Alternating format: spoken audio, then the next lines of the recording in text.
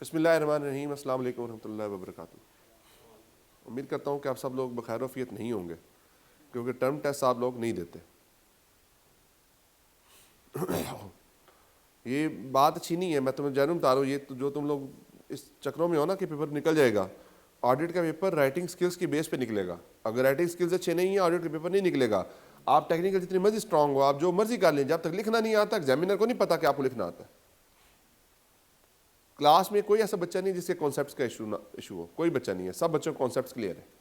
मैं यहाँ पे कोई सवाल करता हूँ, आप 1 मिनट में जवाब दे देते हैं। भाई है कि जब तक मुझे लिखना नहीं आएगा तो मैं उसमें लिखूंगा क्या? मुझे आता क्या है उसको क्या पता एग्जामिनर को? फिर रिटन ट्रायल पे करोगे पेपर पास, पेपर दोगे फेल हो जाएगा, फिर दोगे फिर फेल हो जाएगा। जब अपनी मर्जी का पेपर आ गया, अपनी मर्जी का सोल्यूशन आ गया, उसका पेपर पास हो जाएगा। बंदे बन जाओ तुम लोग। एनीवे जी, अब हम थोड़ी सी प्रैक्टिस, जो हमने क्वेश्चन हमारे चल रहे हैं, जो एक टॉपिक चल रहे हैं, उसमें मैंने कहा कि कुछ प्रैक्टिस कर लेते हैं, क्योंकि जो कंट्रोल्स वाला एरिया है वो तो हमारा कंटिन्यूस है, जिसमें चैप्टर 6 की डिस्कशन चल रही है। तो डेटर्स के सवाल से स्टार्ट करते हैं और अपने इस डिस्कशन को आगे बढ़ाते हैं, क्योंकि अब आगे जो है ना वो कंट्रोल साथ साथ चलते रहेंगे, उसके साथ प्रैक्टिस हमारी जो लाइव क्लासें होंगी इसमें प्रैक्टिस हमारी चलती रहेगी। ये डेटर्स का सवाल है जी। इसके अंदर हमने एक कंफर्मेशन ड्राफ्टेड है। इस ड्राफ्टेड कंफर्मेशन के अंदर हमने शॉर्ट कमिंग्स को आइडेंटिफाई करना है। इसकी रिक्वायरमेंट से स्टार्ट करते हैं। Identify the shortcomings in the above draft of balance confirmation request and suggest the necessary changes. Necessary changes क्या होने चाहिए वो भी आपने बतानी है। तो ये जो अगर लेक्चर जो डेटर्स का हमने फर्स्ट लेक्चर पढ़ा था, जिसमें हमने कहा था कि डेटर कंफर्मेशन को भेजने के लिए हम किन किन पैरामीटर्स को देखते हैं, वो चीज़ का पता होना ज़रूरी है। तो यहाँ पे अगर हम आए तो सबसे पहले ऊपर क्लाइंट का नाम आ रहा है जी, Tetra Milk Limited. Customer name address आ रहा है बीबी लिमिटेड 46 सफूरा पैलेस मार रोड क्वेटा। डेट है उसकी 7 सितंबर 2021। Address dear mister Salman Shahi साहब को। In accordance with the request of our auditors Abad Ali and co chartered accountants, we ask that you kindly confirm your indebtedness to us।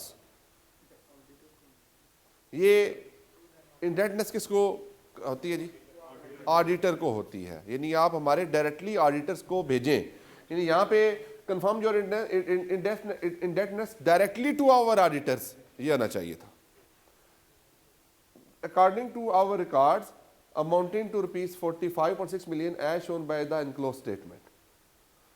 If the above amount is in agreement with your records, please sign in the space provided below।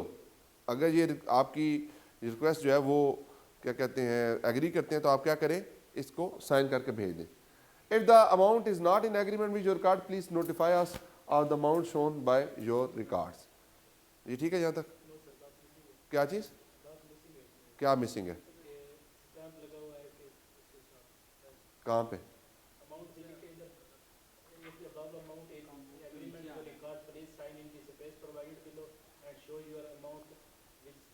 हाँ जी,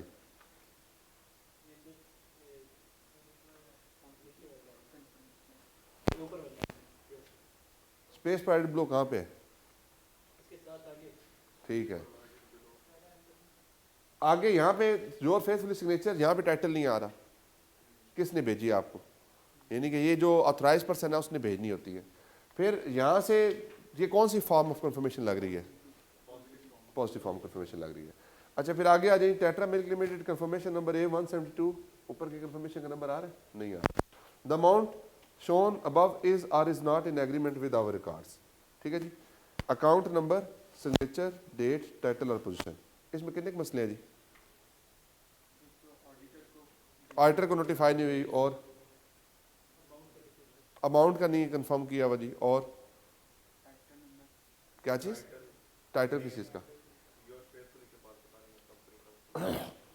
ऊपर लिख दिया।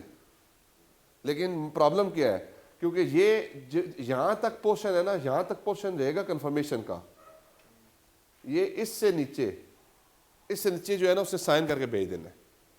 यानी कि ऊपर और portion वो retain कर लेगा। होता क्या है, जब कंफर्मेशन बनती है, कंफर्मेशन के 2 पार्ट्स होते हैं। एक जो पार्टी ने कंफर्म करना होता है वो रिकॉर्ड होता है, और एक वो रिकॉर्ड होता है जो हमने भेजा होता है। फॉर एग्जाम्पल कंफर्मेशन का नंबर A172 यहाँ पे आ रहा है। अब अगर यहां से कट करके भेज दे, आप किस तरह से आइडेंटिफाई करेंगे कि ये कस्टमर का नाम कस्टमर कौन है? आप देखो अकाउंट नंबर यहां आ रहा है, क्या ऊपर अकाउंट नंबर आ रहा है? कहीं पे नहीं आ रहा।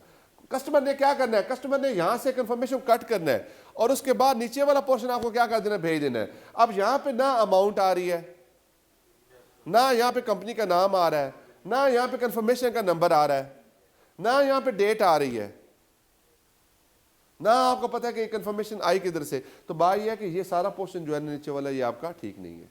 दूसरी बात क्या है? The amount shown above is or is not in agreement with our records. अब यहां पे उसको क्या पता है कि अगर डिसएग्रीमेंट होना है तो मैंने अमाउंट कहां लिखनी है? यहां पे ये भी होना चाहिए था कि the amount as per our record is as follows in case of disagreement. तो वो आपकी पूरी लाइन ही मिसिंग है जो ये बात कर रहे थे। बात समझ आई आपको जी? अब जो इसके सोल्यूशन पे आ जाए जी।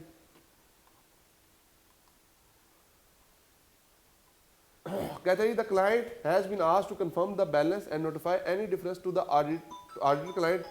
द ऑडिट क्लाइंट मैनेजमेंट को कंफर्म करे जी। किसको करे? मैनेजमेंट कंफर्म करे। किसको कंफर्म करनी चाहिए थी? ऑडिटर को कंफर्म करनी चाहिए थी। तो पहला तो डिफरेंस ये आ गया। The year end date at which the balance need to be confirmed is not mentioned. जाहिर बात है वो जो उसने डेट कौन सी डाली थी जिस दिन को कंफर्मेशन भेजी है। आप जारी बात है ईयर एंड का पता होना चाहिए ना कि हम 30 जून के ऊपर करवा रहे हैं कंफर्मेशन, 30 सितंबर पे करवा रहे हैं। क्लाइंट का ईयर एंड क्या है जिस ईयर एंड के बैलेंस को हमने कंफर्म करना है, वो मिसिंग है। An address and stamped envelope is always attached with the confirmation request. ये वही बात है, एड्रेस की डिटेल्स ही नहीं है। और दूसरा स्टैम्प्ड एनवेलप हमने उसको नहीं दिया। मैं बताता हूँ स्टैम्प्ड एनवेलप से मुराद क्या है। जब डेटर्स की कंफर्मेशन बनती है तो रिस्क ये होता है कि कंफर्मेशन का रिस्पांस नहीं आएगा, क्योंकि ज़ाहिर बात है कस्टमर को एक हैजल करनी पड़ेगी, एक जो है एक्स्ट्रा एफर्ट्स करनी पड़ेगी, जाके कोरियर कराना पड़ेगा। तो उस केस से बचने के लिए हम उसको एडवांस एक एनवेलप भेजते हैं कि भाई आपको कोई मुश्किल ना हो, ये साइंड स्टैम्प्ड एनवेलप आपके पास मौजूद है, इसमें अपनी कंफर्मेशन डालें और बस डिस्पैच कर दें, ताकि आपको एक्स्ट्रा टाइम नहीं लगाना पड़े, एक्स्ट्रा एफर्ट ना करनी पड़े। अब बात क्या कि इस केस में हमने साइंस स्टैम्प्ड एनवेलप उसको नहीं भेजा। यहाँ पे हम लिखते हैं कि साइंस स्टैम्प्ड एनवेलप हम साथ आपके भेज रहे हैं, आप उसको कंफर्म करके आगे भेज दें। Balance reconciliation in case of difference has not been asked. वही कि जो डिफरेंस अगर आता है तो आप कहाँ पे लिखेंगे उसके बारे में कोई इन्फॉर्मेशन नहीं है। फिर आपने फर्दर जो मैंने बात की है कि जो दो पोर्शन होते हैं कंफर्मेशन के, एक पोर्शन सेंडर की तरफ से होता है, दूसरा पोर्शन रिसीवर की तरफ से होता है। यानी कि क्लाइंट, मैं कंपनी हूँ, मैंने आपको कंफर्मेशन लिखी तो उस कंफर्मेशन के दो पार्ट है। एक वो पार्ट जो मैंने आपको लिखा, दूसरा कौन सा पार्ट जो आपने मुझे उसका रिस्पॉन्स किया। ठीक है जी। तो जो आपने मुझे उसका रिस्पॉन्स किया उसके ऊपर इंफॉर्मेशन पूरी नहीं है, उसके ऊपर क्लाइंट का एड्रेस नहीं है, उसके ऊपर बाकी इंफॉर्मेशन अवेलेबल नहीं है। और क्लाइंट करते ही है, मैं जानना बताऊँ, वो कार्ड देते हैं ऊपर से कंफर्मेशन। यानी कि अगर मैं यहाँ पे हूँ ना तो ये एरिया वो कार्ड देंगे। जब क्लाइंट के पास रिक्वेस्ट आएगी तो वो ये यहां से काट कर भेजेंगे। अब आप इसको ट्रेस कर लें, आप तो ट्रेस ही नहीं कर सकते इसको। तो ये बड़ा इंपॉर्टेंट पॉइंट है, ये बात आपने पेपर में लिखनी है कि डॉटेड लाइन लगी होती है तो आप वो नीचे काट देता है, को कहता है ठीक है जी ये, क्योंकि ऊपर वाली तो रिक्वेस्ट मुझे आई थी ना तो मैंने ये जवाब देना है। अब जो जवाब देना है यहाँ पे पूरी इंफॉर्मेशन होनी चाहिए। अगर इंफॉर्मेशन नहीं होगी तो क्या होगा, आप कंफर्मेशन को ट्रेस ही नहीं कर सकते कंफर्मेशन कौन सी है। ठीक है जी, क्लियर होगी बात? जहाँ तक कोई मसला इस सवाल में कोई इशू तो नहीं जी? आगे चलेंगे, आगे समझे।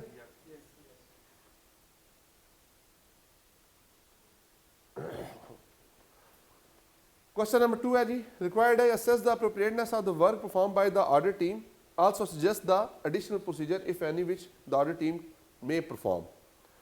आप ऊपर से कुछ काम किया है, आपने देखना है कि हमें इसके ऊपर कोई काम करने की जरूरत है या नहीं है फर्दर, और जो उसने काम किया वो ठीक है या नहीं।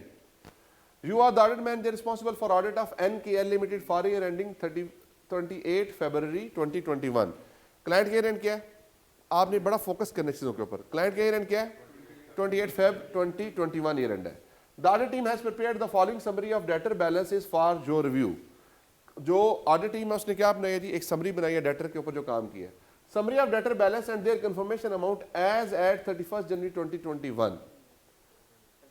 ये क्या हुई है जी कंफर्मेशन? पहले हुई है बाद में हुई है? ईयर एंड से पहले हुई है, ईयर एंड के बाद हुई है? ईयर एंड क्या है? और आप कंफर्मेशन किस डेट को भेज रहे हैं? अब याद करें मैंने जब आपको हार्ड क्लोज का कॉन्सेप्ट बताया था, याद आया आपको हार्ड क्लोज का कॉन्सेप्ट? एमएनसीज के केस में 10 दिन होते हैं ऑडिट कंप्लीट करने के लिए, तो वहाँ पे हम 9 मंथ का सेपरेट ऑडिट करते हैं और 3 मंथ का सेपरेट ऑडिट करते हैं। तो ये वही कॉन्सेप्ट है। अब यहाँ बताएं कंफर्मेशन कब भेजी? 31 जनवरी को। ईयर एंड क्या है? 28 फेब को। तो जब कंफर्मेशन पहले भेज दी है तो जो मेरा जिस दिन को बैलेंस भेजा है वो डिफरेंट है और ईयर एंड डिफरेंट, तो मुझे क्या करना पड़ेगा? रिकंसिलिएशंस बनानी पड़ेंगी। क्या करना पड़ेगा? रिकंसाइल करना पड़ेगा। अब रिकंसाइल कैसे से करेंगे? फॉर एग्जांपल मेरा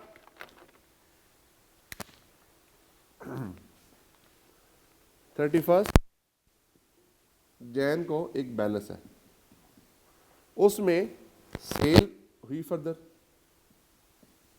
और रिसीट्स होगी।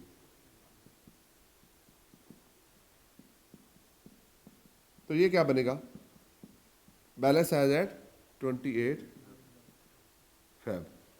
अब ये वाला काम जो है तकरीबन हर केस में हमें करना पड़ेगा। ये जो रिकंसिलिएशन का काम है ये हमें हर केस में करना पड़ेगा। अब फॉर एग्जांपल अल्फा के केस में एज पर बुक्स 8 लाख का बैलेंस है, कंफर्म बैलेंस 8 लाख रुपए है। ये किस दिन का बैलेंस है? आप बताएं कि ये जो कमेंट्स उसके आगे उसने किए कोई कमेंट नहीं है, तो अब इसमें करना क्या चाहिए? हमें एज पर बुक्स भी बैलेंस किस डेट का लेना चाहिए? ईयर एंड का। और एज पर कंफर्मेशन जो बैलेंस है वो कौन सा होगा? 31 जनवरी का।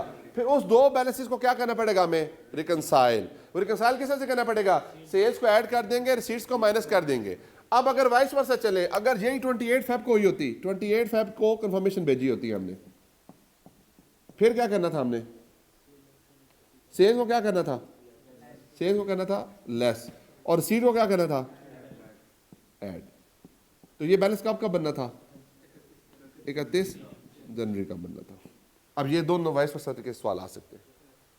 अब इस रिकंसिलिएशन की हमने क्या चेक करनी होती है? Arithmetical accuracy. और इसका हमने क्या चेक करना होता है कि भाई जो सेल हुई है इसके पीछे supporting documents relating to sale हैं या नहीं है, जो रिसीट हुई है ये बैंक स्टेटमेंट में ट्रेस हो रही है या नहीं हो रही, और जो बैलेंसेस है वो जीएल से मैच करते हैं या नहीं करते, और ये वाला बैलेंस कंफर्मेशन से मैच करता है या नहीं करता। तो ये सारे काम हमने रिकंसिलिएशन पे करना है। अब यहाँ अल्फा के केस में क्या फर्दर काम करने की जरूरत है? आप ये सब के केस में, यानी आप सारों के लिए एक ही कमेंट करेंगे, आप एक जर्नल कमेंट करेंगे रिकंसिलिएशंस का और रिकंसिलिएशन के प्रोसीजर्स का, और उसको लिंक कर देंगे विद एवरी एरिया कि ये जो कंफर्मेशन, ये जो हमारी समरी बनी है, ये बनी है किस डेट की? 31 जनवरी की डेट के बैलेंसेस के ऊपर। हमारा ईयर एंड क्या है? 28 फेब का। ऑडिटर ने ईयर एंड के बैलेंसेस के ऊपर क्या लेना होता है? कंफर्मेशन लेनी होती है। अब इस केस में अगर हम बैलेंसेस उस वक्त कंफर्म भी हो रहे थे, दिस नेवर मींस कि वो बैलेंसेस हमारे टैलिंग है या नहीं है, तो हमें उसके ऊपर क्या करना पड़ता है? रोल ओवर प्रोसीजर्स लगाने पड़ते हैं। क्या करना पड़ता है? Roll over. रोल ओवर क्या कहते हैं? Roll over, roll over, roll back. अगर ईयर एंड के बाद हो तो रोल बैक करना पड़ता है, ईयर एंड से पहले तो रोल ओवर करना पड़ता है। समझ आई बात की? तो ये सब केस में आप कह देंगे, बाकी इसके अलावा इसमें कोई प्रोसीजर लगाने की जरूरत है नहीं। बीटा के केस में 9 लाख का कंफर्मेशन है, balance as per books 9 lakh ही आपकी कंफर्म हो गया है balance. Confirmations were returned by the courier on the ground of invalid address. Confirmation was resent by the client through its rider. Their reply was received directly by the auditor. जिस address के ऊपर confirmation भेजी थी वो address ही ठीक नहीं थे। बाद में क्लाइंट का राइडर गया और राइडर ने जाके क्लाइंट को दिए और उन्होंने डायरेक्टली ऑडिटर को भेजे। तो ये ठीक है या गलत है? Confirmation directly received by the client होने चाहिए। अब क्या पता कि जो राइडर है वो किसी XYZ के पास चला गया हो, वहां से जाकर उसे खुद ही डिस्पैच कर दिया हो, तो वो जो लेटर ऑडिटर को मिले वो ठीक है या नहीं है, तो there is a doubt over the reliability of audit evidence. तो यहाँ पे रिलायबिलिटी ऑफ ऑडिट एविडेंस क्या है? क्वेश्चन मार्क के अंडर है। तो ये तरीकाकार जो राइडर के थ्रू भेजा ये ठीक नहीं है। ऑल दो रिप्लाईज डायरेक्टली रिसीव हुए हैं लेकिन they create doubt over the reliability of audit evidence obtained. तो यहाँ पे ये वैलिड नहीं है, हमें उसको डायरेक्टली। दूसरी बात कि ये गलत एड्रेस क्यों है? रिटर्न हुए तो गलत एड्रेस की वजह से रिटर्न हुए ना, क्या कोई टाइपिंग एरर हो गया है या एड्रेस एग्जिस्ट ही नहीं करता? We will ask the question to the client. देखो ना, सबसे पहले आपने कंफर्म, अब जरा सोचो, रियल टाइम में चले जाओ, आप सारे क्लाइंट में बैठे हो, आपने कंफर्मेशन भेजी, कंफर्मेशन रिटर्न हो गई, आपका पहला सवाल क्या आएगा कि क्यों रिटर्न हुई? पहला सवाल ये होगा क्यों रिटर्न हुई। आप सबसे पहले इंक्वायर करेंगे from the management the reason of the return, either the address is wrong और the party do not exist, या पार्टी एग्जिस्ट नहीं करती या एड्रेस गलत है। अब वो अगर एड्रेस गलत है तो हम उसका री एड्रेस करके दोबारा भिजवा देंगे, और अगर पार्टी एग्जिस्ट नहीं करती तो फिर फ्रॉड फैक्टर्स को भी हमें कंसीडर करना पड़ेगा। जाहिर होता है फिक्टिशियस सेल हो सकती है ना। और दूसरी बात, अगर तो राइडर के थ्रू भेजा वो हमारे लिए एक्सेप्टेबल नहीं है। बात समझाइए आपको यहाँ तक। तो यहाँ पे हमें फर्दर प्रोसीजर लगाने पड़ेंगे जो मैंने आपको बता दी। वो पहला प्रोसीजर तो मौजूद है यहीं पे। गामा लिमिटेड है, 7 लाख का बैलेंस था, इसका रिप्लाई रिसीव नहीं हुआ। Gamma has gone into liquidation. Gamma किस में चली गई जी? लिक्विडेशन में चली गई। तो अब इस केस में क्या करेंगे? इसमें सोचें जरा।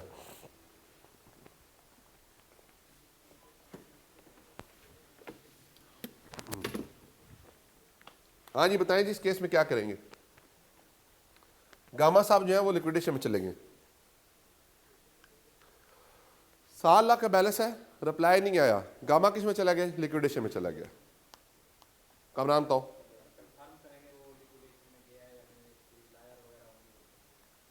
हाँ जी Abdul Rahman,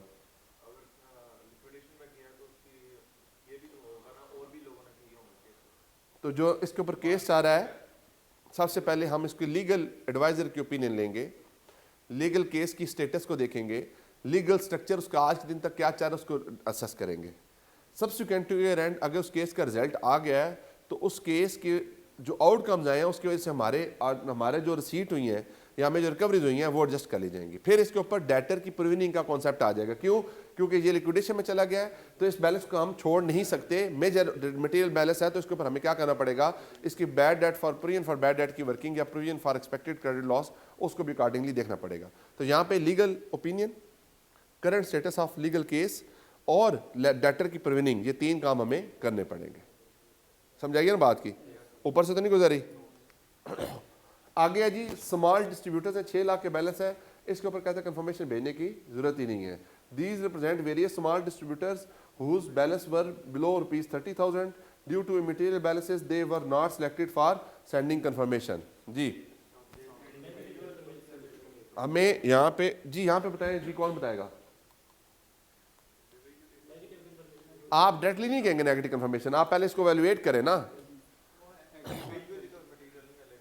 Although the balances are individually not material, लेकिन they represent the major part of the other balances।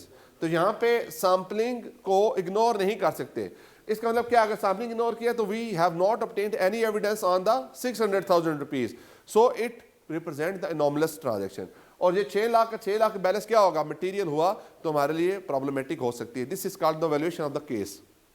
अब मैं इसके ऊपर हम ऑल्टरनेटिव क्या करना है, देखें 2 बातें हैं। Assess the appropriateness of the work performed, तो ये आप कहां बता रहे हैं? By the audit team also suggest the additional procedure if any which the audit team may be performing। पहले आ रहे जो उसने काम किया उसको तो वैल्यूएट कर लें कि वो ठीक है ये नहीं है। बात समझिए आपको?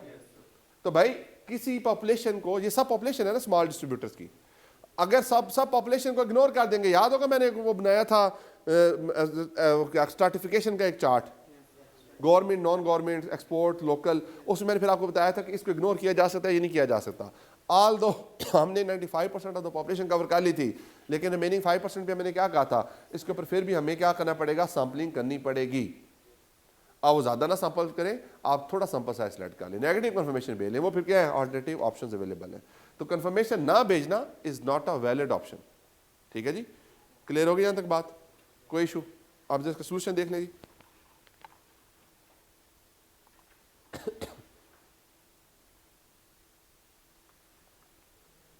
पहला इंटरनल बैलेंस का, since the internal balance were used for the sending confirmation, the auditor will need to check the changes in the receivable balance between the confirmation date and the end of reporting period. This check will consist mainly checking entries in the receivable control account with the transaction entry in the book of the prime entry during the same period। तो ये बात हमने कर ली है reconciliation वाली। ठीक है जी।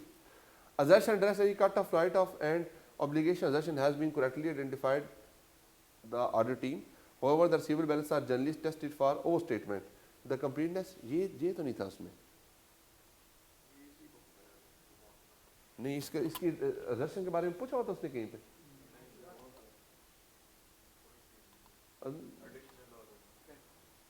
Assertion के बाद तो कोई बात नहीं, चलो डायरेक्टर वाइज असेसमेंट कर लो। अल्फा केस में नो फर्दर प्रोसीजर रिक्वायर्ड, क्यों? क्योंकि उसने ऊपर वो उसके बारे में बता दिया इंटरनल बैलेंस का, और हमने भी वही बात की थी। मैंने क्या कहा था कि आप जर्नल ए के ऊपर बात कर दें, तो जब ऊपर अल्फा पे भी वही काम करना था ना हमने, तो वो जर्नली अल्फा के लिए भी कवर हो गया, तो यहाँ पे दोबारा एडिशनल प्रोसीजर करने की जरूरत नहीं है। बीटा के केस में data should maintain control over the external confirmation request, हमारा उस कंफर्मेशन भेजने पे की रिक्वेस्ट पे क्या होना चाहिए, कंट्रोल होना चाहिए, including the process of sending the request himself. The confirmation being Saint directly was written by the courier on the ground of invalid address and that represented by the client may indicate doubt on the reliability of the response। ये बात भी मैंने जो की है, reliability of audit evidence को question आ गया। The order should also consider performing alternative audit procedure to verify the receivable balance such as subsequent clearance, review the supporting documents such as signed PO, delivery documentation and sales invoices। तो ये जनाब ये procedure तब लगते हैं जब हमारा doubt उसके ऊपर खत्म हो जाए। अब देखें ये गलत प्रोसीजर है, प्रोसीजर होता यही है लेकिन गलत है। पहले आप असेस तो करें ना कि वो रिलायबल है या नहीं है। अगर मेरा एड्रेस रिलायबल नहीं है तो ये सब्सिक्वेंट की इंफॉर्मेशन भी मेरे लिए रिलायबल नहीं है। वो तो मैं किसी पार्टी के, फॉर एग्जांपल मैंने अफजान को 5 मिलियन की सेल की, अफजान पार्टी एग्जिस्ट नहीं करता, अफजान को कंफर्मेशन भेजी, अफजान एग्जिस्ट नहीं करता, अफजान रिप्लाई क्या करेगा, और रिप्लाई वापस आ गया। सब्सिक्वेंट एंड मैंने अब्दुलरहमान को कहा कि यार अफजान की ब्याह पे जरा अकाउंट पैसे तो जमा करा दो। अब्दुलरहमान ने अफजान की ब्याह पे अकाउंट में पैसे जमा करा दिए। अब सबसे क्लियरेंस तो हो गई है, लेकिन क्या वो पार्टी की रेंट पे एग्जिस्ट करती थी? नहीं करती थी। तो ये जो मैंने काम किया है क्या इसकी कोई लायबिलिटी है? नहीं है। तो पहले मुझे क्या आंसर चाहिए भाई? पहले जो एड्रेस्ड इंफॉर्मेशन है उसमें कोई टाइपिंग एरर है या उसकी जो क्या कहते हैं वो पार्टी एग्जिस्ट ही नहीं करती। अगर टाइपिंग एरर है तो फिर मुझे क्या करना है? दोबारा कंफर्मेशन भेजनी है। किस चीज के लिए? रिस्पॉन्स के लिए। अगर रिस्पॉन्स आ जाए तो फिर मुझे फर्दर प्रोसीजर लगाने की जरूरत नहीं है, और अगर रिस्पॉन्स नहीं आता और एड्रेस ठीक है तो फिर ये काम करने की जरूरत है। और अगर वो पार्टी एग्जिस्ट नहीं करती, ये साबित हो जाता है, तो फिर ये doubt over reliability of the audit evidence है। तो फिर हम मैनेजमेंट की जो इंटेग्रिटी है उसके ऊपर क्वेश्चन मार्क रेज करके फर्दर प्रोसीजर्स की तरफ भी जाएंगे। तो यहाँ पे ये क्वेश्चन प्रॉपर्ली इसका आंसर ड्राफ्टेड नहीं है, लेकिन बात समझ आ गई आप लोगों को? क्लियर है ना? थॉट प्रोसेस वही चलाना है आपने जो रियलिटी में हो रहा होता है। काम रट्टा तो नहीं है ना कुछ भी। एक काम है ना, नहीं हुआ तो क्यों नहीं हुआ, पहला सवाल ये होता है। ना होने की रीजन है वैलिड है या इनवैलिड है। अगर वैलिड है तो ठीक है कि भेज दो, अगर इनवैलिड है तो इंटेग्रिटी पे क्वेश्चन मार्क रेज कर दो और उसके प्रोसीजर फिर अपनी एक्टिवेट कर लो। आगे जी गावा limited, from the winding up event it appeared that the amount receivable is irrecoverable. वही बात कि बहुत सा कि यहाँ पे रिकवरेबिलिटी का इशू है, तो प्रोविजन फॉर डाउटफुल डेट या एक्सपेक्टेड क्रेडिट लॉस की वर्किंग को देखेंगे। Therefore, the auditor need to ensure the amount of recoverable balance is written off or is duly provided for. Review any correspondence with the liquidator debtor relating to recovery of the amount due. Review the calculation of amount of provision write off on the and basis thereof. ये तो बड़े basic से दो procedure बता दिए मैंने आपको, properly उसका सोल्यूशन बताया था। सबसे पहले क्या करेंगे, जो लीगल केस चल रहा है उस लीगल केस की कॉपीज को ऑब्टेन करेंगे और उसकी जो करस्पॉन्डेंस है लिक्विडेटर के साथ उसको रिव्यू करेंगे। फिर क्या था, करंट स्टेटस सब्सिक्वेंट एंड उसका क्या है। अगर तो वो रिजॉल्व हो चुका है तो फिर जितनी प्रोविजन रिक्वायर्ड है वो बुक कर लेंगे, बाकी अपनी रिकवरीज को एडजस्ट कर लेंगे। और अगर रिजॉल्व नहीं हुआ तो फिर उसके ऊपर हम क्या करेंगे, provision for expected credit loss की वर्किंग को करेंगे और उसकी वर्किंग को चेक करेंगे। ये रट्टे वाले आंसर है, एक प्रोसेस वाले आंसर नहीं है। समझ आ गई ना बात की? आगे चलें। स्मॉल डिस्प्यूटर्स है, audit team decision to ignore small balance is not correct, ये हमने भी कहा था। The team may consider sending negative balance confirmation if the team ensure that there is low risk of material misstatement, low exception rate is expected and there is no reason to disregard the confirmation request। तो हमने क्या कहा था कि जी बातें तकरीबन मोरलेस वही हैं, इसे थोड़ा सा उसको एलेबोरेटिव कर दिया जी। कोई एनी सवाल जी यहाँ तक? यार आप कंफर्मेशन भेजते हैं और उसका जवाब ना आए, दिस इज कॉल्ड एक्सेप्शन। या आप कंफर्मेशन भेजते हैं उसका जवाब डिफरेंट आ जाए। फॉर एग्जाम्पल मैंने 5000 कंफर्मेशन भेजी, उसने 3000 की भेज दी, तो this is called exception. Exception क्या होता है? Which never represent the population, यानी कि अनोमलीज में चले जाएं आप, या अनोमली नहीं कह सकते। एक्सेप्शन ये होता है कि जो डाइवर्टेड हो जाए काम, यानी कि जो काम कहा जाए उससे हट के हो जाए, एक्सेप्शन है ना। एक बच्चा एक्स्ट्रा ऑर्डिनरी परफॉर्म कर रहा, हम कहते हैं ये एक्सेप्शन है क्लास में। अब पूरी क्लास डिफरेंट है, वो एक बच्चा डिफरेंट है। अब अगर एक्सेप्शन बहुत ज़्यादा है, यानी एक्सेप्शन रेट बहुत ज़्यादा है, यानी मैं कंफर्मेशन भेजता हूँ उसका जवाब हमेशा नहीं आता या आता है गलत आता है, तो क्या है वो एक्सेप्शन रेट। अब एक्सेप्शन रेट क्या हो गया? हाई। जब एक्सेप्शन रेट हाई होगा तो क्या नेगेटिव कंफर्मेशन भेज सकता हूँ? नहीं। तो ये सारे सवाल हमने देखने होते हैं। ठीक होगी यहाँ तक बात?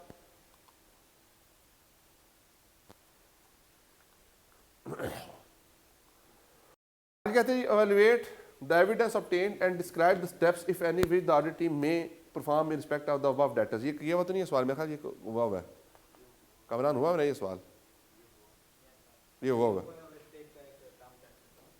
ये आगे ये जाने देना, फिर ये क्लास में डिस्कस हुआ हुआ ऑलरेडी, ये हुआ हुआ ऑलरेडी नहीं हुआ, नहीं हुआ जी क्लास में ये सवाल अभी पर चल जाता। हाँ जी अफजान, लेक्चर नहीं है, हुआ हुआ है क्लास में, हुआ हुआ डिस्कस, पहले किया होगा तुमने। नहीं जी, रिक्वायर्ड है discuss the audit strategy that you would follow for selecting the debtors for balance confirmation. हमने क्या करना है जी, बैलेंस कंफर्मेशन को भेजना, हमने कौन सी कंफर्मेशन भेजनी है उसके बारे में हम क्या करेंगे, या कितनी कंफर्मेशन भेजनी है हम उसके बारे में डिस्कस करेंगे। You are the job in charge on audit of Ostrich Limited, a food processing company for year ending 30 June 2019। आप ईयर एंड क्या जी 2019 का 30 जून है। For sending debtor balance confirmation OL has provided you the following schedule for the year ended 30 June 2019। Chain in store है, store ए है, एक customer है, balance उसका कितना है जी 5.1 मिलियन का। यहाँ पे एक ही कस्टमर है, इसको भेजेंगे कंफर्मेशन, और कौन सी भेजेंगे, पॉजिटिव फॉर्म ऑफ कंफर्मेशन भेजेंगे। स्टोर बी को भी पॉजिटिव फॉर्म ऑफ कंफर्मेशन भेजेंगे, स्टोर सी को भी पॉजिटिव फॉर्म ऑफ कंफर्मेशन भेजेंगे, तीनों को हम क्या करेंगे कंफर्मेशन 100% भेजेंगे। फिर आई सुपर मार्केट, इसमें 30 बैलेंसेज है, 7.1 मिलियन का बैलेंस है। अब यहाँ पे मैटर करता है कि नंबर ऑफ आइटम्स लेस है। अब यहाँ पे आपने डिसीजन करना है, ये तीन तो कंफर्म है, यहाँ पे डिसीजन क्या करना है, either to send all parties confirmation या इसके ऊपर सैम्पलिंग करने की जरूरत है। तो क्या कहता है selecting all item in population के ऊपर क्या कहता है, 3 क्राइटेरिया होते हैं, जहाँ पे नंबर ऑफ पॉपुलेशन कम हो with high value items. Number दूसरे पे क्या था जी, क्या चीज़, high risk of material statement हो। नंबर तीसरे में क्या था जी, जहाँ पे कोई अल्टरनेटिव प्रोसीजर के थ्रू आप एक्स्ट्रा एविडेंस ऑब्टेन नहीं कर सकते। नंबर 4 पे क्या था जी, repetitive in nature and calculation हो। अब यहाँ पे पहले 3 क्राइटेरिया तो किस हद तक मीट होते हैं, आप बताएंगे कि अगर ये 3 क्राइटेरिया मीट होते हैं तो हम इसको 100% कंफर्मेशन भेज देंगे, वो जो 3 क्राइटेरिया भी बताए हैं। अगर वो 3 क्राइटेरिया में नहीं आता, वैसे 30 आइटम्स है, मेरा ख्याल है कोई ज़्यादा नहीं है, तो इनको भेज देने में कोई हरज नहीं है। ठीक है जी। फिर आगे रेस्टोरेंट्स हैं जिसमें 500 का बैलेंस है, इसमें 6.3 मिलियन का बैलेंस है, इसके ऊपर हम सैम्पलिंग कर सकते हैं, और सैम्पलिंग करके हम इसको सैम्पलिंग करेंगे। अब यहाँ पे कौन सी भेजेंगे, यहाँ पे अगर नेगेटिव भेजना तो उसके लिए आप फिर वो 3 फिर वही क्राइटेरिया बताएंगे, लो एक्सेप्शन रेट है, रिस्क का मटेरियल स्टेटमेंट कम है, तो फिर हम इस केस में कौन सी भेज देंगे, नेगेटिव फॉर्म ऑफ कंफर्मेशन को भेज देंगे। फिर क्रेडिट बैलेंस इसमें 3 पार्टीज हैं, 1000 का बैलेंस, इन सबको हम 100% ही भेज देंगे। यहाँ पे आप नेगेटिव कंफर्मेशन भी भेज सकते हैं क्योंकि ये पेबल बैलेंसेज है, एडवांस फ्रॉम कस्टमर है ना, तो यहाँ पे नेगेटिव कंफर्मेशन भी भेजी जा सकती है, लेकिन कीपिंग इन व्यू 3 ट्रांजेक्शन है तो यहाँ पॉजिटिव भेज दें तो कोई मसला नहीं है। ठीक है जी, बात क्लियर है। 7 नंबर का सवाल था, इसका सोल्यूशन देख लेते हैं।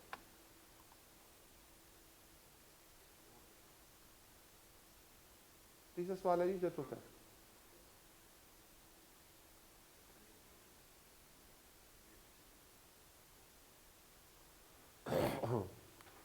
we will have to check the completeness and accuracy of the list prepared by the management। ये तो हम नॉर्मल प्रोसीजर लगाते ही हैं। Stratified sampling could be used for selecting customer balances for circularizing the confirmation. If the chain store are selected, 51% or 49% in absolute term of the population can be covered without excessive time and cost being involved. Therefore, all the 3 chain stores could be selected for confirmation। तो ये बात हमने की। Data from superstore and restaurant should be chosen on the basis of any appropriate selection method and adopted by the team। तो यहाँ पे हमने super store को लैदा किया है और रेस्टोरेंट्स को लैदा किया है, क्योंकि 30 के अंदर 7.1 मिलियन है। तो अब ये है कि 30 के अंदर 7.1 मिलियन कवर करते हैं, तो टोटल 33 का बैलेंस कंफर्मेशन मैंने चेक किया है, कितने में से 550 में से।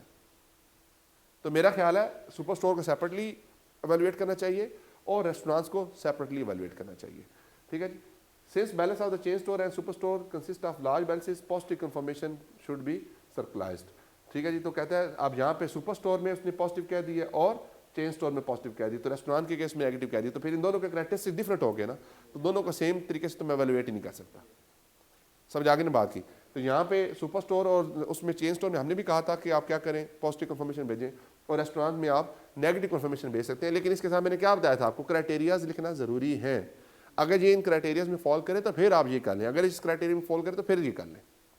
अब यहाँ पे मैंने सुपर स्टोर में क्राइटेरियाज भी लिखे हैं सिलेक्टिंग ऑल आइटम्स वाले, कि अगर ये 4 क्राइटेरियाज को फुलफिल करता है तो फिर आप सारे को सारों को भेज लें। अगर ये 4 क्राइटेरिया फुलफिल नहीं करता तो फिर उसके ऊपर सैम्पलिंग कर लें। तो आप हर एक को सेपरेटली ही एवेलुएट करेंगे।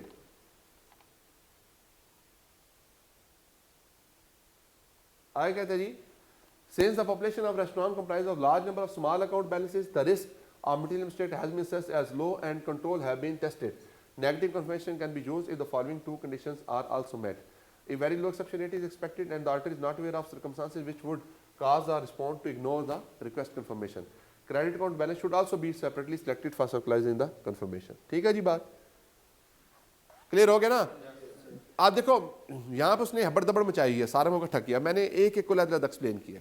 पहले सुपर चेन स्टोर को किया, पहले चेन डिपार्टमेंट्स को किया, फिर सुपर स्टोर को किया, फिर रेस्टोरेंट्स को किया, फिर नेगेटिव बैलेंस को किया। अब हर एक सेपरेटली आपने क्राइटेरिया मुताबिक करना है। इससे ज़्यादा एलिबरेटिव आंसर होगा आपका, इससे कम नहीं होगा।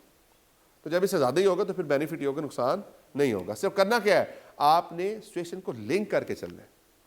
समझा रही है ना बात की? ऊपर से तो नहीं गुजरी? और पक्की बात है ना? आगे चले।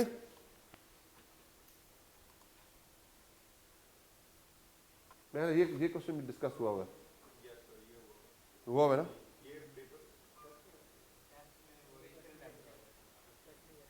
ये हुआ है ना टेस्ट? ये कर दूं, ये डिस्कस करूं? मिलता जुलता सवाल ये कर लीजिएगा खुद ही।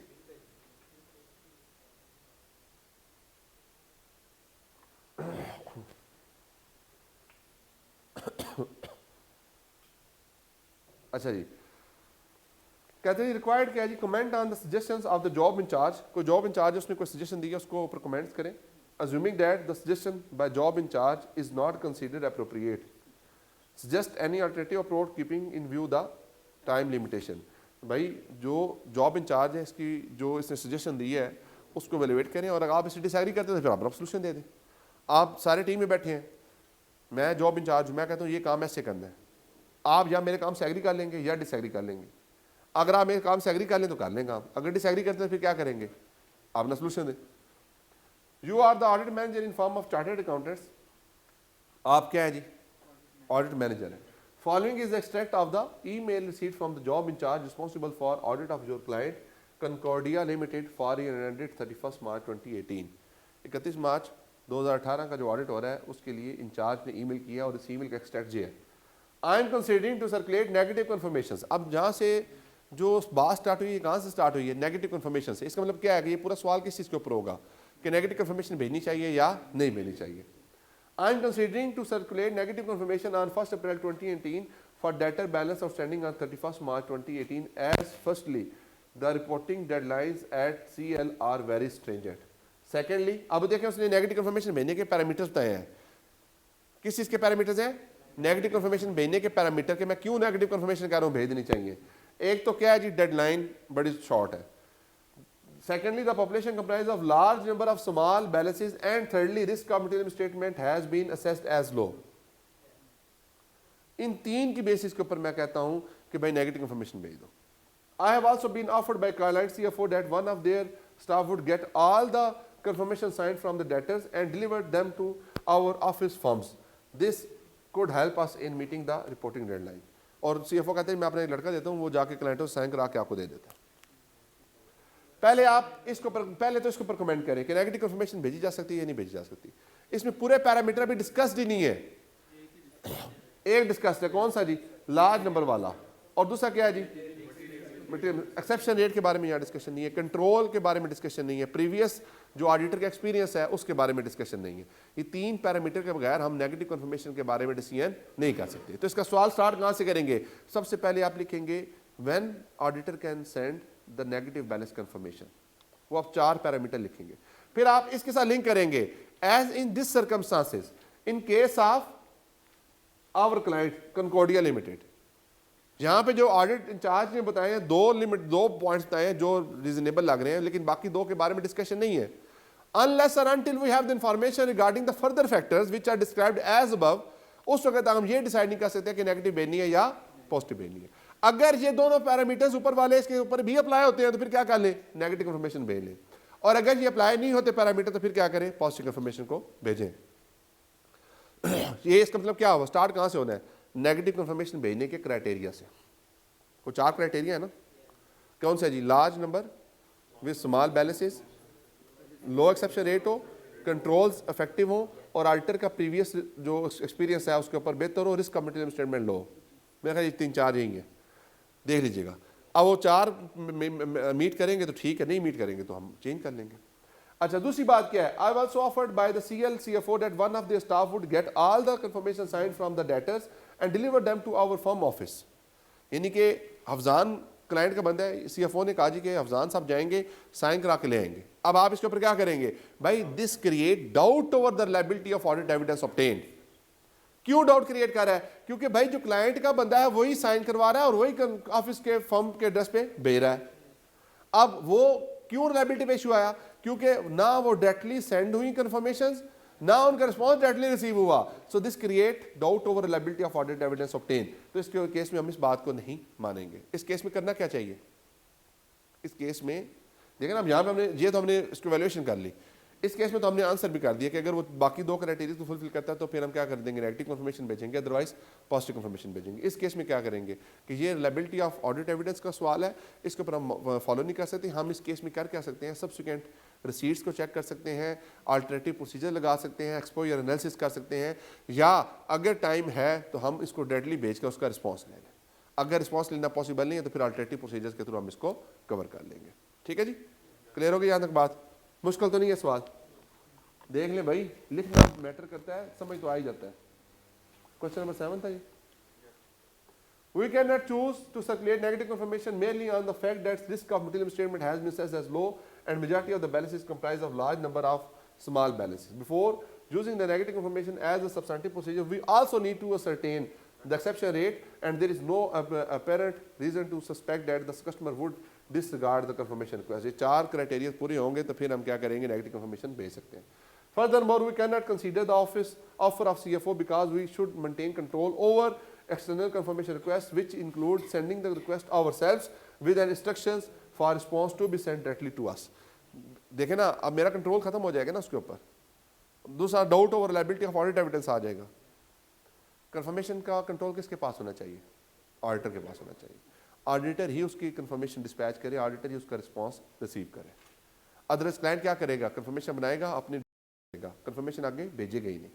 तो इस चीज़ से बचने के लिए क्या करना चाहिए, कंफर्मेशन खुद ही भेजें और उसका रिस्पांस भी खुद ही रिसीव करें। तो ये वाली बात यहाँ पर लायबिलिटी ऑफ ऑडिट एविडेंस के ऊपर क्वेश्चन मार्क रेज कर रही है, तो हम CFO के ऑफर को एक्सेप्ट नहीं करेंगे। हम अपना कंट्रोल रखेंगे, अगर उसमें भी प्रॉब्लम है तो फिर हम क्या करेंगे, अल्टरनेटिव प्रोसीजर्स की तरफ जाएंगे। यहाँ तक बात समझ आ गई आपको जी, कोई इशू ये आ गया जी। Ideally confirmation balance should take place after the reporting period end should be based on customer account balance at the reporting period. However, to reduce the time pressure at the final audit stage, the confirmation process can also based on the balances at an interim date.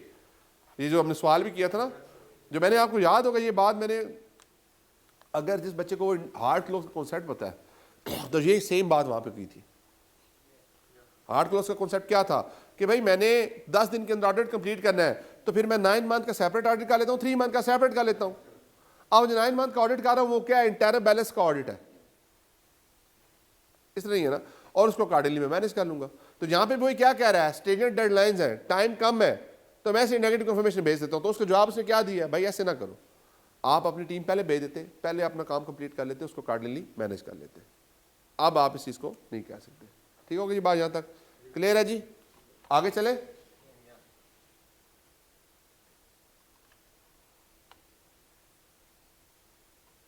आगे question number 8 है जी, ये भी मैं discuss done any in respect of each of the above categories of customers discuss the appropriateness of the sending negative confirmation request. हमने एक negative confirmation भेजनी है, उसकी रिक्वेस्ट हम भेज सकते हैं नहीं भेज सकते, उसके बारे में डिस्कशन करनी है। We are currently in planning phase of the audit of the Fresh Dairies Limited for year ending 31 December 2016। Year end क्या जी, 31 दिसंबर 2016 का। The information available to you in respect of the company's debtor include the following. Distributor, number of distributor 20 है, balance outstanding जो है वो 30.5 million का है जी। Percentage of customer who confirm the balance last year, इसका मतलब क्या है कि 10% एक्सेप्शन रेट है। इसका मतलब क्या है 30% एक्सेप्शन रेट है। इस केस का मतलब क्या है 17% एक्सेप्शन रेट है। इसका मतलब क्या है 80% एक्सेप्शन रेट है। अब आए, अब वो कहते हैं कि नेगेटिव कंफर्मेशन हमने भेजनी है। क्या भेजनी है? Negative confirmation. नेगेटिव कंफर्मेशन पहला पॉइंट क्या होता है? Less number of item with high population. तो पहले केस में less number of population with high amounts है, और उसके ऊपर एक्सेप्शन रेट भी क्या है? लो, कम। तो यहाँ पे क्या किया जा सकता है? नेगेटिव कंफर्मेशन भेजी जा सकती है, सॉरी पॉजिटिव कंफर्मेशन भेजेंगे, क्योंकि ये लेस नंबर है, हाई वैल्यू आइटम्स है। यहाँ पे कौन सी ऑल दो एक्सेप्शन रेट इज लो, लेकिन क्योंकि ये नंबर ऑफ आइटम कम है और अमाउंट ज्यादा है, तो ये हमारा उस क्राइटेरिया से ही निकल जाता है। उसमें सारे क्राइटेरिया साइमल्टेनियस मीट होना जरूरी होते हैं। यहाँ पे एक भी आउट हो गया, आउट कौन सा हुआ है? 20 आइटम के साथ 30 मिलियन की अमाउंट। तो यहाँ पे कौन सी कंफर्मेशन भेजी जाएगी? पॉजिटिव, नेगेटिव नहीं भेजी जाएगी, merely on the basis of exception rate. Wholesaler में ज्यादा नंबर है, अमाउंट कम है, एक्सेप्शन रेट भी 30% है। अब अगर मैं एक्सेप्शन रेट को समझता हूं कि ये विद इन द लिमिट है, देखें क्या चीज, अब देखें ना, बाकी तो दो ही देखने, लेकिन यहां पे जो मौजूद अवेलेबल है वो ये पैरामीटर्स हैं। आप क्या कहेंगे? In this case number of item are high with low population amount and the exception rate is of the 30%. If the exception rate of 30% is considered as low, keeping in view the circumstances of the entity and keeping in view other factors of sending the negative balance confirmation request, तो उस case में हम क्या कर सकते हैं? यहाँ पे नेगेटिव कंफर्मेशन भेज सकते हैं। और अगर हम ये समझते हैं कि 30% एक्सेप्शन रेट हमारे लिए एक्सेप्टेबल नहीं है, तो इस केस में फिर हम नेगेटिव कंफर्मेशन से नहीं भेज सकते। रेस्टोरेंट्स में 12 रेस्टोरेंट्स हैं, 20.4 मिलियन का बैलेंस है और 83% उसके कंफर्मेशन आ गए हैं, तो यहाँ पे भी एक्सेप्शन रेट भी लो है, लेकिन नंबर ऑफ आइटम कम है, जिसके अगेंस्ट बड़ी हैवी अमाउंट है। तो यहाँ पे कौन सी कंफर्मेशन भेजी जाएगी? पॉजिटिव फॉर्म ऑफ कंफर्मेशन भेजी जाएगी। इंडिविजुअल कस्टमर है, 5700 का बैलेंस है, 9800 का इसका जो है वो अमाउंट है, और 20% लोगों ने सिर्फ इसका रिस्पॉन्स दिया था, तो ये एक्सेप्शन रेट इसका हाई है। एक्सेप्शन रेट हाई होने की वजह से ऑल दो केस के नंबर ऑफ पॉपुलेशन कम है, लेकिन एक्सेप्शन रेट इसका हाई है, तो यहाँ पे भी हमें पॉजिटिव कंफर्मेशन ही भेजनी चाहिए। ठीक है जी, सैम्पलिंग की बेसिस को। ठीक है जी, तो यहाँ पर सैम्पलिंग का यहाँ पे 100% करेंगे, यहाँ पे भी 100% करेंगे, यहाँ सैम्पलिंग है, यहाँ पे सैम्पलिंग है, यहाँ पे नेगेटिव भेज देंगे, यहाँ पे पॉजिटिव भेजेंगे। ठीक है जी, क्वेश्चन नंबर 8 आ जाए जी। ये उसने पहले नेगेटिव इंफॉर्मेशन का क्राइटेरिया बता दिया कि ये क्राइटेरिया होता है, उसके मुताबिक उसने कहा distributor the condition of large number of small account balance is not missing.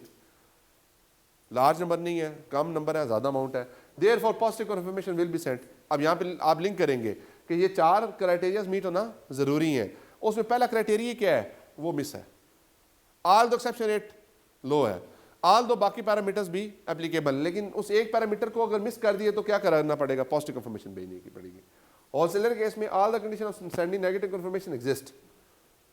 वो आपने जो ऊपर बातें की हैं वो सारी की सारी क्या है इस केस में एग्जिस्ट करती हैं। Therefore negative confirmation can be used. तो हमने भी यही बात की थी। रेस्टोरेंट्स में जी हाँ, आप बिल्कुल करेंगे बात, लेकिन वही तो असल बात है। देखो आपने वहां पे प्रोफेशनल जजमेंट का एलिमेंट लेके आए हैं, क्योंकि वो 30% मुझे नहीं पता कि उसकी ऑडिटर की जजमेंट में 30% क्या है। ये प्रोफेशनल जजमेंट का एरिया है ना कि 30% एक्सेप्शन रेट हाई है या लो है। अगर वो समझता है लो है तो फिर ठीक है, फिर नेगेटिव कंफर्मेशन भेजें। अगर समझते 30% हाई है तो फिर अकॉर्डिंगली पॉजिटिव कंफर्मेशन भेजें। रेस्टोरेंट्स में जी the condition of large number of small account balance is missing, therefore positive confirmation will be sent. हमने भी ये बात की। और इंडिविजुअल कस्टमर्स में it is evident from the past experience that the confirmation request is usually ignored, therefore positive confirmation will be used. ठीक है जी, clear होगी बात? ये कोई इशू जहां तक समझ आ गया ना? मुश्किल तो नहीं है? अली अहमद साहब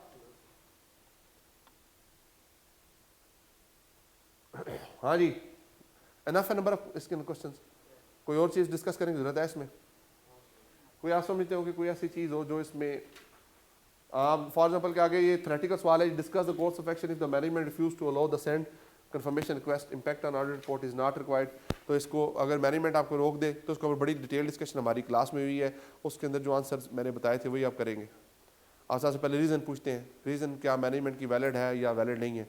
अगर मैनेजमेंट की रीज़न वैलिड है तो उसके ऊपर हम अल्टरनेटिव प्रोसीजर्स की तरफ जाते हैं। नॉर्मली जब कोई केस चल रहा हो, जब कोई प्रॉब्लम चल रही हो, फिर मैनेजमेंट की रिक्वेस्ट होती है वो रीजनेबल होती है, तो फिर हम लीगल केसेस की डिटेल देख लेते हैं, करंट स्टेटस को देख लेते हैं और फिर अल्टरनेटिव प्रोसीजर्स के ऊपर हम परफॉर्मेंस करते हैं।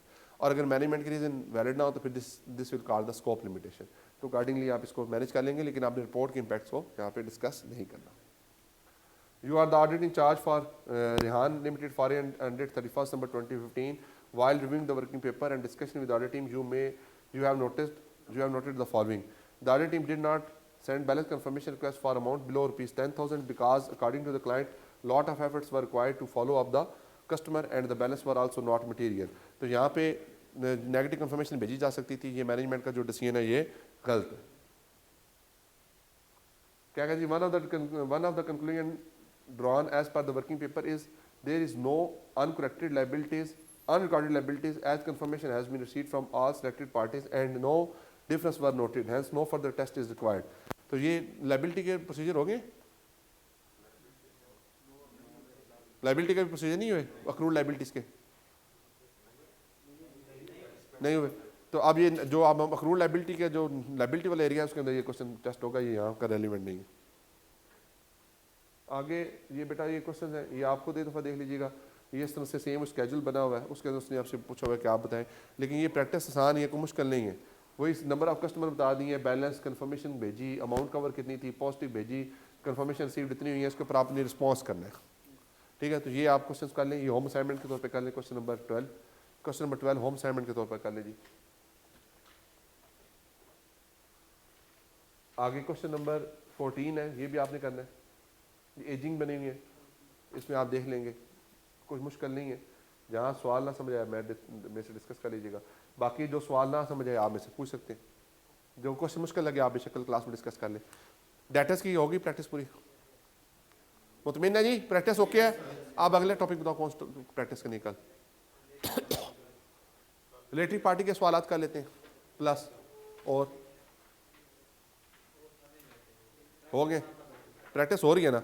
अब ये प्रैक्टिस कंप्लीट हो गई, अब लाइबिलिटी के अब कंट्रोल वाले एरिया जो है ना उसको कंप्लीट करा लो एक दफ़ा लेक्चर्स के अंदर, और उसकी प्रैक्टिस साथ साथ ही है, और उसके बाद जो है ना फिर लाइबिलिटी वाले एरिया को कवर कर लेंगे, उसके फिर क्वेश्चन प्रैक्टिस कर लेंगे। ठीक है जी, बाकी अगर समझ तो रिस्क के सवाल करने हैं या कुछ पिछले टॉपिक्स के सवाल करने तो हम डिस्कस कर लेंगे। IT कंट्रोल्स के यस रखे, IT कंट्रोल भी डिस्कशन काफ़ी हुई है, पास पेपर काफ़ी डिस्कस हुए उसके। ठीक है, पूरा एक लेक्चर था पास पेपर के डिस्कशन का, मेरा ख्याल है कंप्लीट है चीज़ें। अब हम इसको कंप्लीट करते हैं।